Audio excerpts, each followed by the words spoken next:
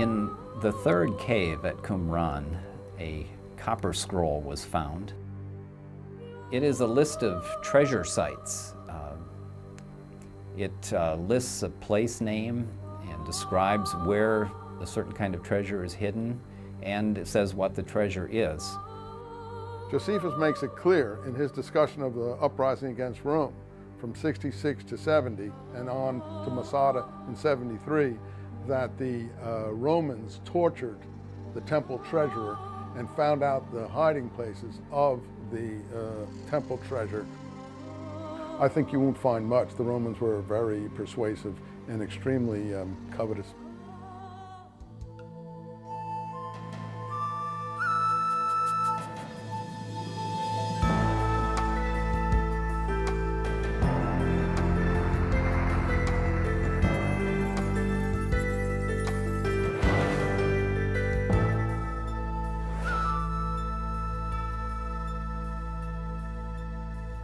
It may not seem as exciting as Indiana Jones finding the Ark of the Covenant, but the discovery of hundreds of ancient manuscripts in the caves near the Dead Sea is certainly more significant, because it really happened. Before the Dead Sea Scrolls were discovered, the most ancient Old Testament manuscripts dated from the 10th century A.D. The Dead Sea Scrolls are 1,000 years older than that. Do the almost magical truths hidden in the ancient Hebrew parchments have the power to change the direction of nations and peoples today? I'm Dwight Nelson. Let's take a look at the evidence.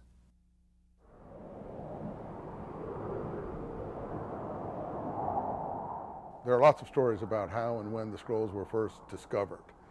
Most of them center about a young shepherd, Bedouin shepherd boy who was looking for lost sheep. These are well-known stories, but I think they're a little romanticized. The young shepherd boy turns out to be someone in his 30s. He was a known treasure hunter. He was always looking out for things, and one day, while he may have been also shepherding animals, he was looking in caves near the Dead Sea and happened to throw a rock in this given cave that we now call Cave 1, and instead of hearing just the clatter of a rock, he heard kaplunk, kaplunk, and the sound of broken pottery. Venturing into the cave, the shepherd soon discovered the pottery held hundreds of ancient manuscripts.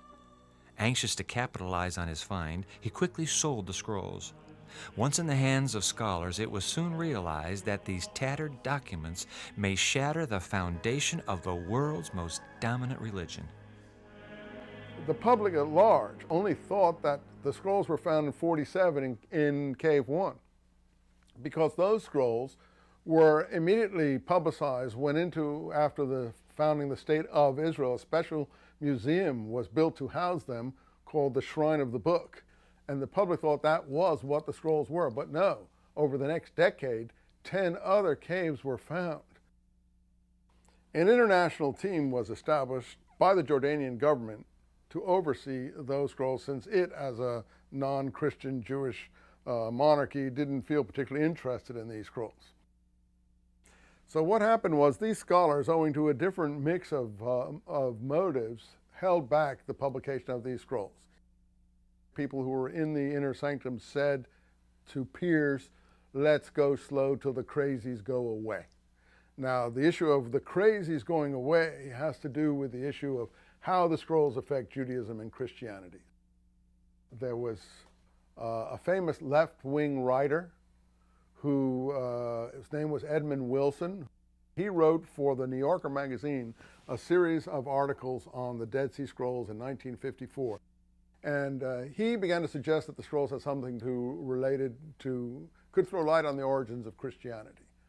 And the people who had gained control of the scrolls through the Jordanian government setting up this international committee were largely church people, clerics. So when they heard what Edmund Wilson was suggesting in the New Yorker magazine, a whole blanket of secrecy went over the scrolls. Well, one text raised the question about whether the scrolls had information that was damaging or would put a very different light on, say, Christian origins than has traditionally been thought. A small fragment that did not appear in public until perhaps around 1990 even though it had been known about long before this, spoke about a Messiah who possibly was killed by someone else. So it was claimed, this fragment said, and that because it contained information about a Messiah who was killed, a Messiah before the time of Jesus, it was claimed that this kind of parallel was somehow damaging to Christianity in the sense of detracting from its uniqueness.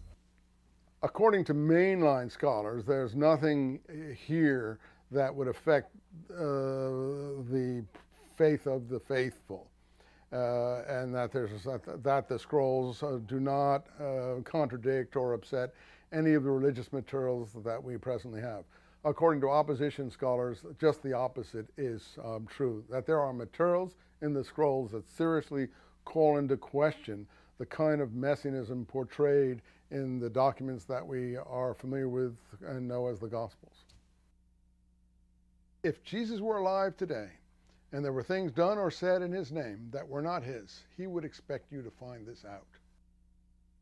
So I think that any person of faith, before they move into faith, and I've had people who say, well, faith is anything I believe it is. I don't agree with that.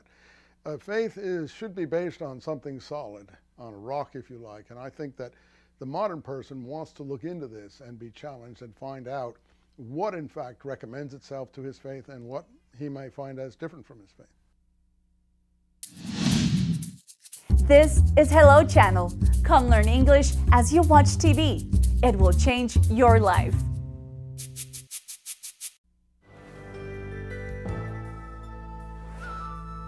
Part of what's intriguing about the Dead Sea Scrolls is the kind of words that come up. Words like pseudepigrapha. I love how that rolls off the tongue. Pseudepigrapha. Or how about apocrypha, or even apocalyptic?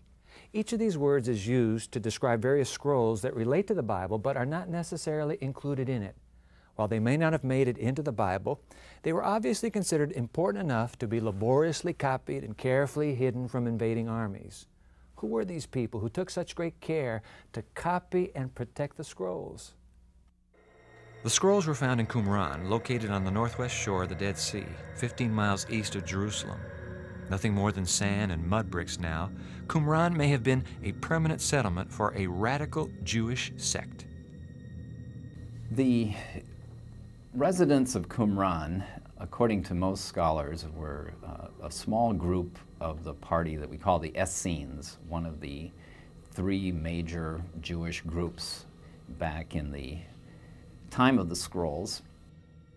We have one ancient text written by a Roman author, Pliny the Elder as he's known, who mentions that there was a group of Essenes living on the northwest shore of the Dead Sea. They believed that they had a special role in history, that the ancient prophecies in the Bible pointed to them and were being fulfilled in connection with them. And they also believed they were living very near the end of time. They anticipated the arrival of two messiahs. One was from the line of David, and one was to be a priest. And they were to be the leaders of the forces of good at the end of time.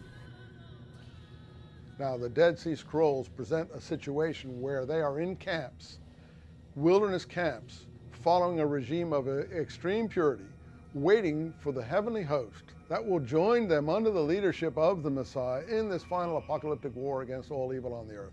Now, to my mind, that is information that rarely gets out to the public at large, and they have no understanding of what the scrolls really believe, and they don't understand how much it is like what they believe.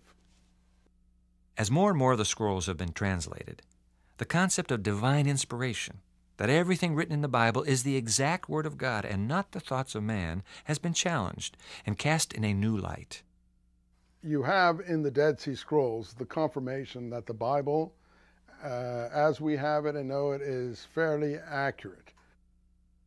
Right from the very first cave discovered, there were 2 Isaiah scrolls found there. And one of the Isaiah scrolls is almost word for word and even letter for letter like our traditional text of Isaiah. So I think it is reasonable to conclude and to make the statement that our biblical text that we have right now is just amazingly accurately copied from scrolls 2,000 years ago. We have, in one sense, copied text very, very accurately, and that is amazing because you have to copy, hand copy, all the way from the period of the exile or thereabouts up to the invention of the printing press. All those manuscripts had to be hand copied, and they are amazingly faithfully done. However, that's only the copy of one form of the text as it existed back then. The scrolls are only relating to the Old Testament and the books of the Bible that we know. Now the scrolls have more than just the books of the Bible that we know.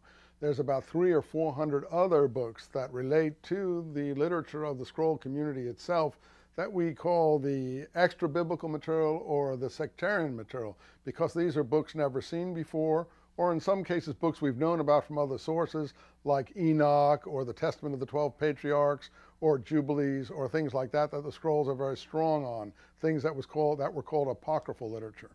Now the scrolls don't make any distinction between these books. They're all equally holy as far as the scrolls, or unholy as far as the scrolls go. All the scrolls are thrown into the caves helter-skelter. They don't have a Bible, as it were.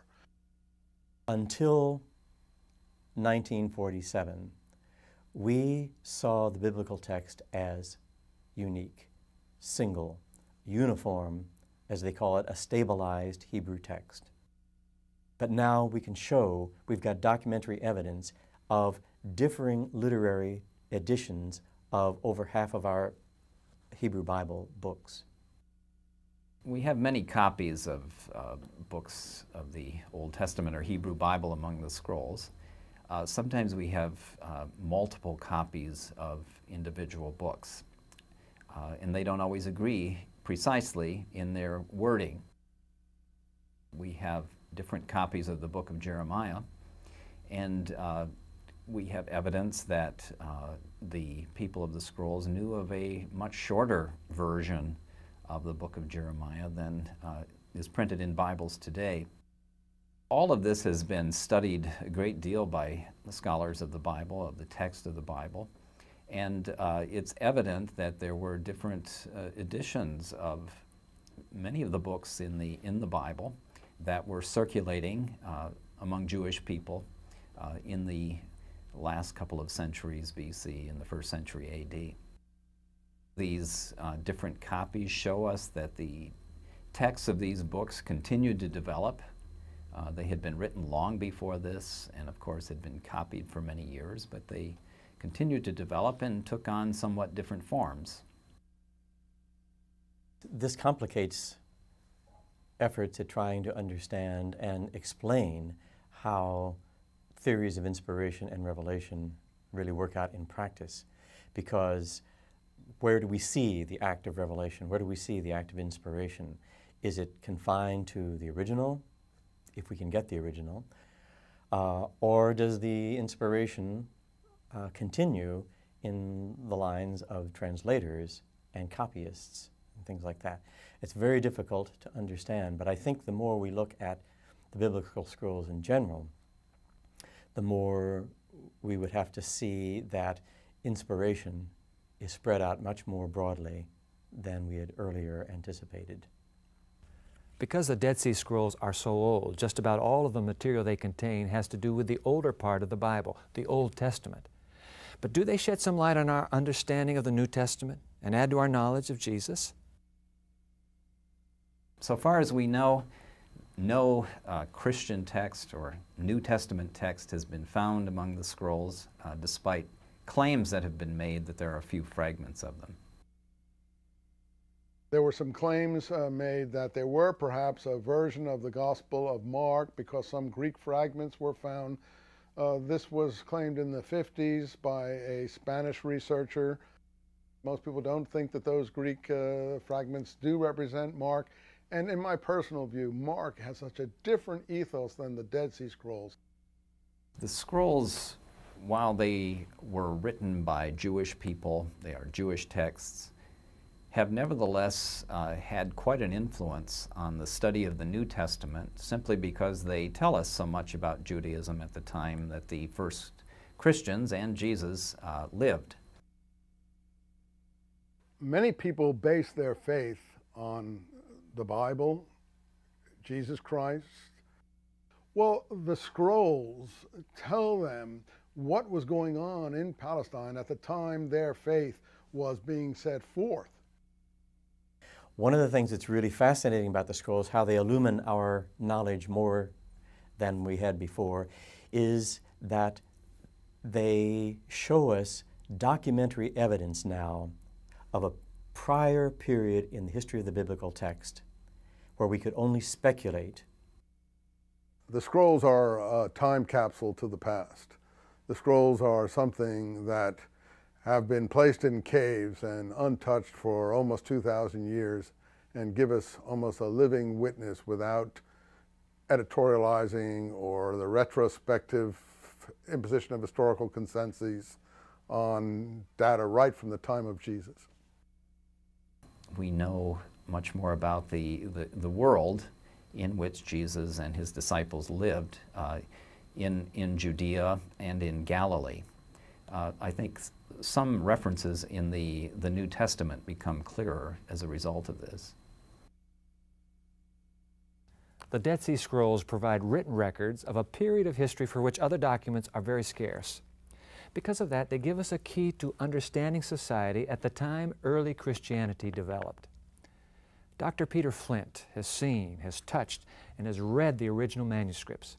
When we come back, he'll talk with us about the meaning of the Dead Sea Scrolls for today.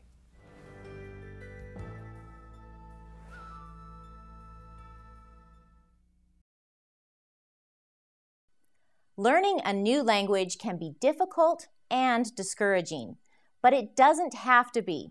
Hello, I'm Karen, introducing Hello Channel, the revolutionary new channel designed especially to teach English.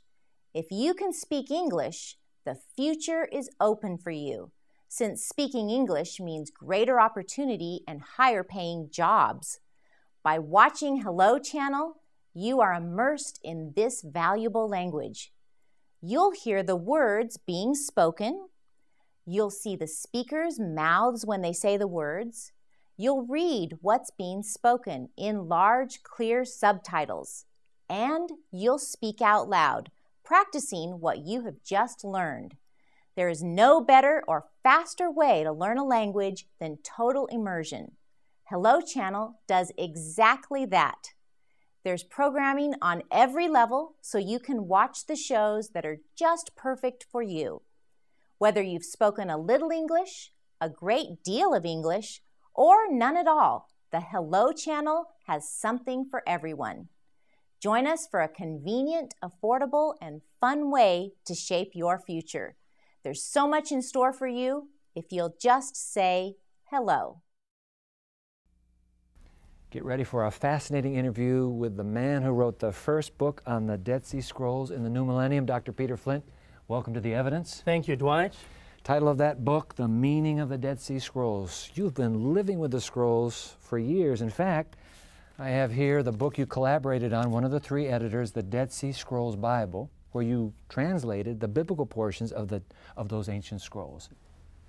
Share a New Testament example that would link the scrolls with New Testament material. I need to turn to some specific writings here. Okay. In Luke chapter 7. And that's New Testament. This is in the New Testament. Okay. Luke chapter 7, Jesus is asked a key question. Are you really the Messiah, the one who is to come? And this is his answer. Go and tell your leader what you've seen and heard. The blind receive their sight, the lame walk, the lepers are cleansed, the deaf hear, the dead are raised, the poor have good news brought to them. Now, scholars have thought, now this is very strange. He doesn't say, hey, I'm the Messiah. He says, go and tell what you've seen. And there's one saying in here that's very strange. Jesus even says the dead are being raised. And a lot of people have thought, you know, no way, this couldn't be genuine. This must come from the later church. They must have put these words in the mouth of Jesus. In the light of the scrolls, we can demonstrate that this statement is actually a messianic claim by Jesus. He's saying, I'm the Messiah. Let me prove it to you. You're saying those words are actually a quotation from that appears in the Dead Sea Scrolls. Well, it's not quite a quotation, but those words appear in the Dead Sea Scrolls. I'll give you, it's one of the scrolls called 4Q 521. Now, that's the name of the scroll. That's shorthand. You see, scholars like to do that. 4Q means K4 at Qumran. I see. 521 is number 521. Okay. A shorthand way of referring to a scroll from K4. Okay. And I'll just give you a couple of lines. It talks about the coming of the Messiah. And look at these words. It goes on, he will release the captives, he will make the blind to see, he will raise up the oppressed. And then it goes on, and as for the wonders that are not the work of the Lord, when the Messiah comes, God will heal the sick, raise the dead, and to the poor announce glad tidings. Now, what does all this mean? Simply this, is that when Jesus is asked, are you the Messiah? He is saying, look guys, there's a recipe. Go and tell what you've heard. A, B, C, D, E. 4Q 521 gives us independent verification, pre-Christian, 100 BC, that many Jews were expecting a recipe when the Messiah comes.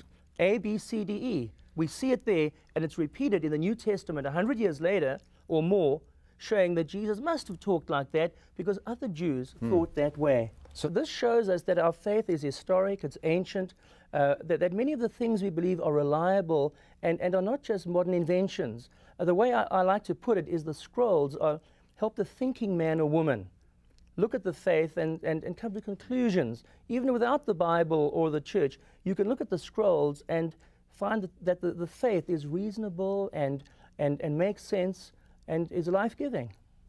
Dr. Peter Flint, thank you for being on The Evidence and sharing your research with us. Thank you, Dwight. It is truly a fascinating realm of study, this whole matter of the Dead Sea Scrolls. If you'd like more information on these scrolls, want to get deeper yourself in your own personal study, log on to our website. We'll put the address on the screen right now, theevidence.tv. The material will be waiting for you when you log on. I'll be back in just a moment.